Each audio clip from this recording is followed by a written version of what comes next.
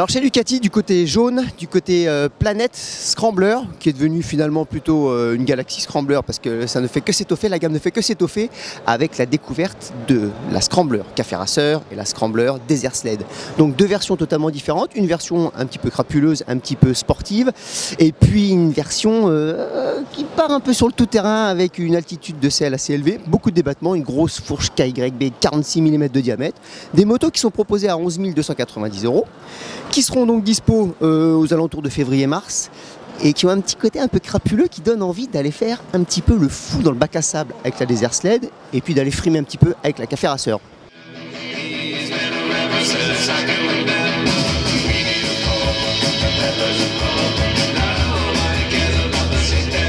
Il pourrait y avoir un petit côté frustrant d'être un berbe comme moi, se dire qu'on n'aura jamais la barbe du hipster.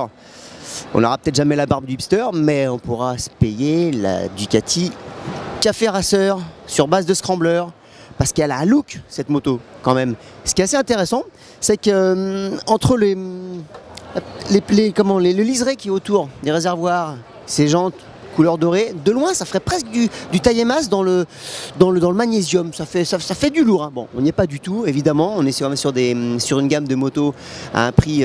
pas d'appel parce qu'on est quand même sur 11 300 €, mais enfin bon, on est sur une moto qui nous donne envie d'aller s'amuser, de lui prendre l'ennemi guidon en main, et ce qui est intéressant c'est qu'on remarque que cette machine est bien équipée niveau freinage puisqu'elle reçoit un mètre cylindre Brembo à poussée radiale, ce qui est plutôt sérieux. Bon, cela dit, elle se passe du réglage de suspension. Eh bon, on va pas non plus aller taper un chrono avec la Ducati Café Racer. On va plutôt aller se la raconter d'une terrasse à une autre et puis se balader à un rythme certainement plus que correct.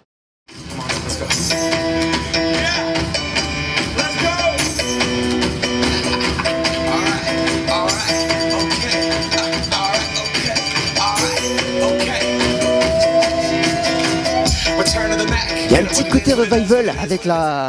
avec les scramblers en général, mais avec la Desert Sled, on est devant ces motos, puis on pense aux Husqvarna de tout terrain de la fin des années 70, de la XT500 première génération avec la version blanche. Les petites jantes dorées sont là pour relever un petit peu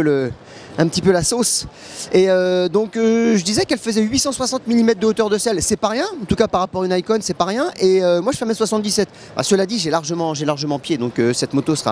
restera accessible, sauf pour les tout petits bien évidemment, sauf qu'on a vu des petits gabarits capables d'emmener des motos hautes, grosses, lourdes très vite, et très bien, donc là on s'inquiète pas trop.